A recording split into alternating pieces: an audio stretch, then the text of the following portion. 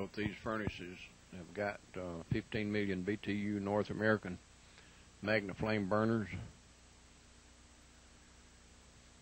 natural gas, backup with diesel.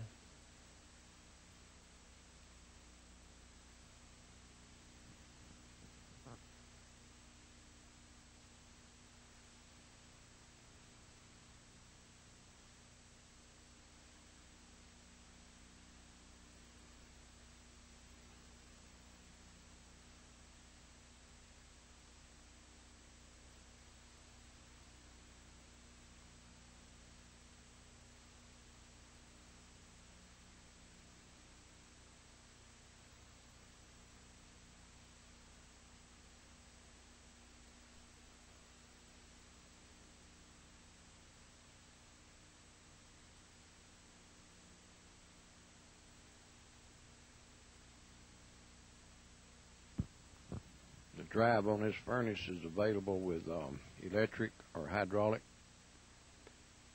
from 0 to 6 RPM.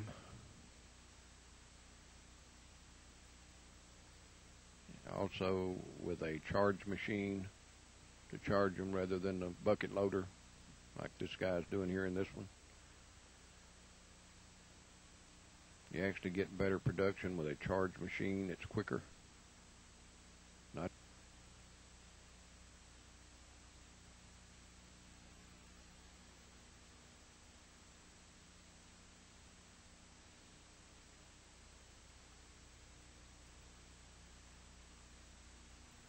flux going into the furnace.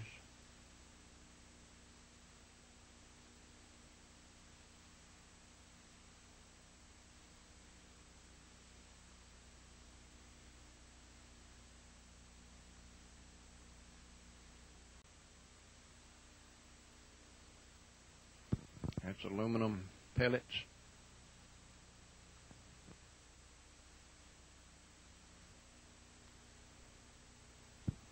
If you can get it through the door, it'll melt it.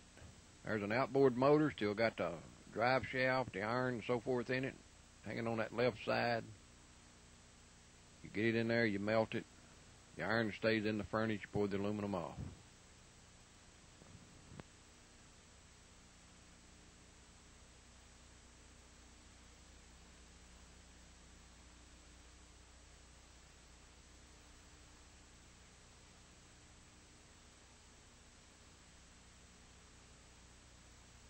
This material that he's loading in the furnace now is extrusions, extruded type material. Got some iron in it. It's never been run through a shredder. And if he can get it through the front door, it'll melt it. Iron is not a problem. Operator watches what he's doing. He can keep it down at the 1%.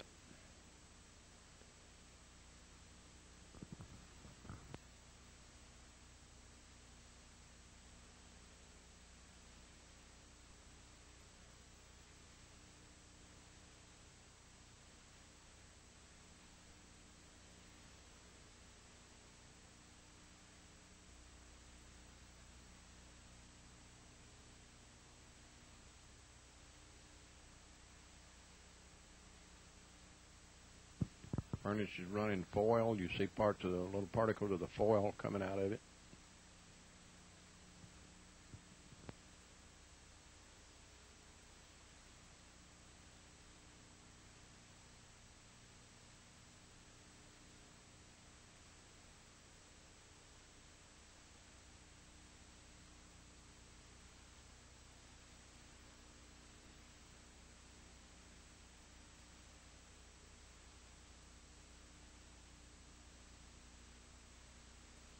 It's a 5 horsepower hydraulic motor, high torque, going through a gearbox drive shaft. This furnace is very, very heavy built. It's been running since 1998. Went 5.5 years with one liner. Just changed the liner out in both of these furnaces this year. No, sorry about that. Last year, 2004.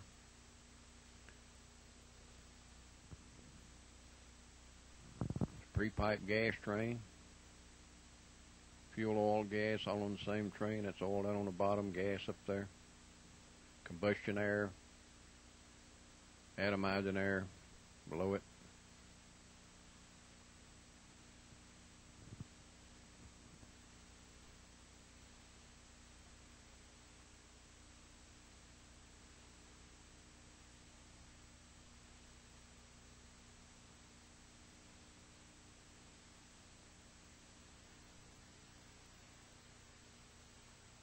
Much better pour on this one. You notice the metal's not too hot. They've learned more how to run it. They've probably been at it now, baby, 2-3 months.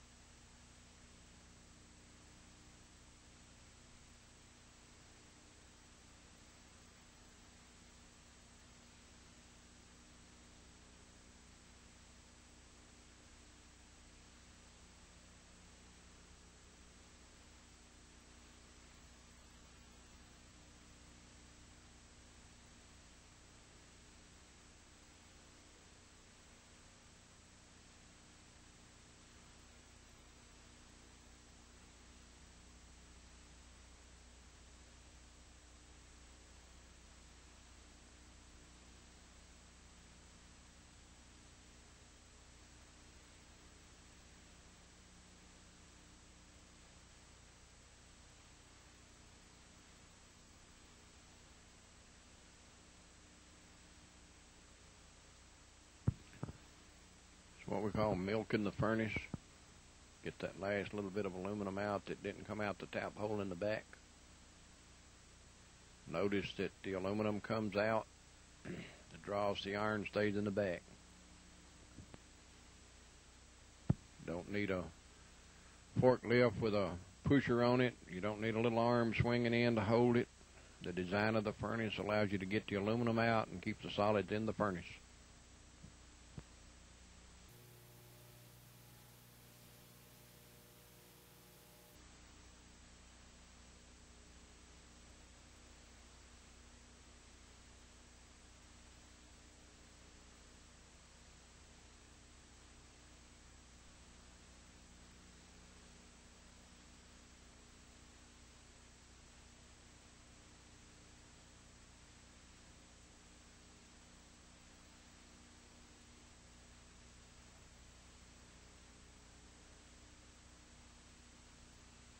Got all the aluminum out. Now they're going to get the slag, dross, iron, whatever out.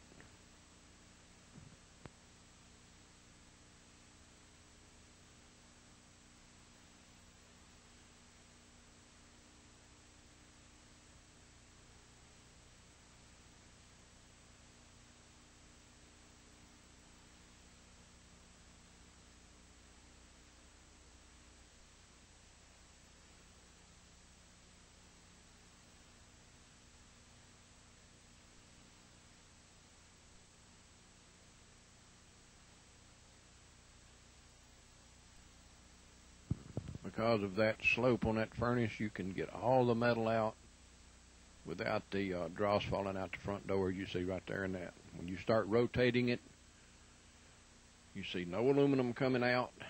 It's done all been tapped out. Now the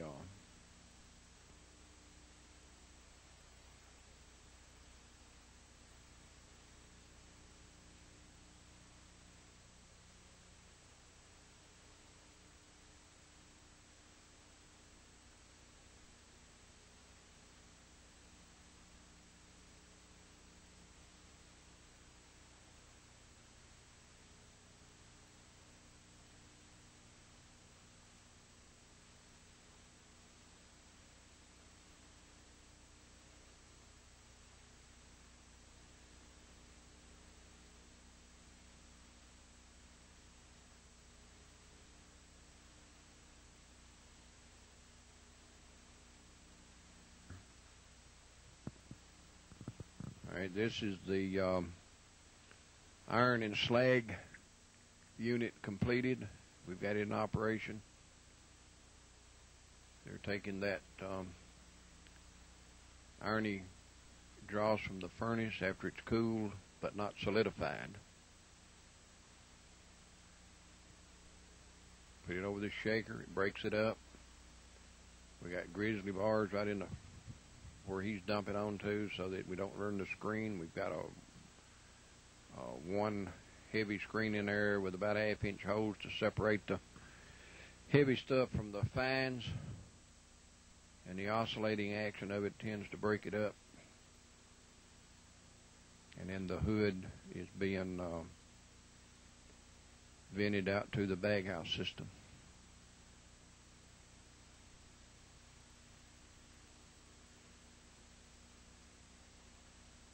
If you don't have a system like this, then you're not getting full value of your iron, and you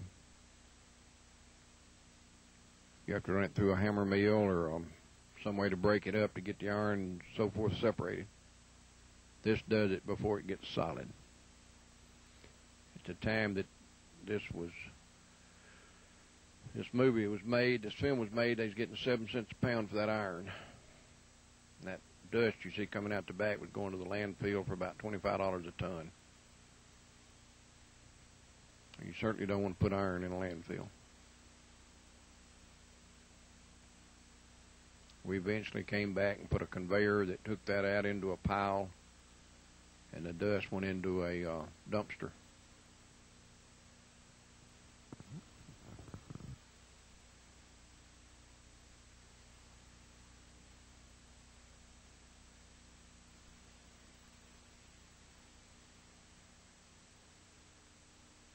We also put a hood over that, taking that smoke to the baghouse. This was a